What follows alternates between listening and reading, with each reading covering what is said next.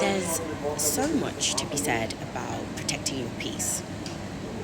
And the reason why I wanted to talk about it is because two things have inspired this. One, um, the irony is that I am currently on social media talking about this, but it's the fact that we're living in a society where people are just feeling, in general, isolated from real life. And it's become a lot more difficult to maintain realistic expectations of what my lifestyle should be.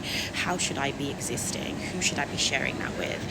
And there's been also a lot of conversation around it's not a myth. There are some people who are girl group people, girl gang people, have been since they were young, and there are other people, and I firmly belong in that category. I have never responded well to groups. However, I do have individual friendships, and sometimes I bring them together, but I'm not a group person, and I'm certainly not a girl group person. And I think there's this pressure sometimes on us to either to try to aspire to that, or in another sense, try to build a girl group because that's what we quote unquote should be doing. And this is just a reminder to say that part of protecting your peace is also releasing yourself from the expectations of the types of relationships you should be maintaining according to societal standards, according to the big dream, according to whatever. Because the truth of the matter is, you don't need that girl group in order to be successful.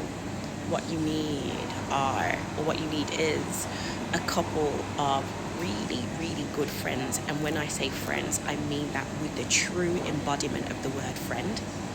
Not an acquaintance, not a colleague, not a neighbor, not somebody that you have a friendship with because your kids go to the same school. It's fine if you are genuinely friends, but those kinds of relationships. But a real friend. When you ask yourself the question, who could I call tomorrow if I had no money, lost my keys, got kicked, all of these big things, lost my keys, I'm outside of my house, I got no money, or who can I call when I've just been fired? There's not really many people that most of us can call. Those are the relationships that should take pride of place. And if you have even 5 of those, you're lucky.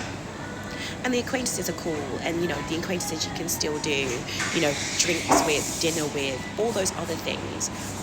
But when it comes to protecting your peace, for me, it's about making sure the people who have access to you are the people who deserve it.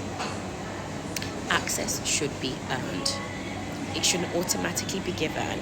It shouldn't be just given because, we all like people, or we all trust people more when they come by recommendation. Absolutely. But don't let them skip all over your boundaries just to call them friends in case your other mutual friend is disappointed. Protecting your peace shouldn't lead to isolation. And that's been another topic I've been seeing, that loads of people are protecting their peace to the extent that they're isolated. If you're isolated, it's not doing its job. The beauty of life is friction. The beauty of life is it's complicated, it's messy, it's not perfect, it needs improvement, all these other things. So protecting your peace shouldn't come at the cost of contact. And if it is, then maybe you've gone a step too far. But definitely think about it. Protecting your peace should not come at the cost of you. And you also shouldn't feel pressured into thinking that your life is less than if you only have two or three trusted people. Because that is really part of optimizing your life and creating space for success, is creating space for healthy relationships that help you more than hinder you.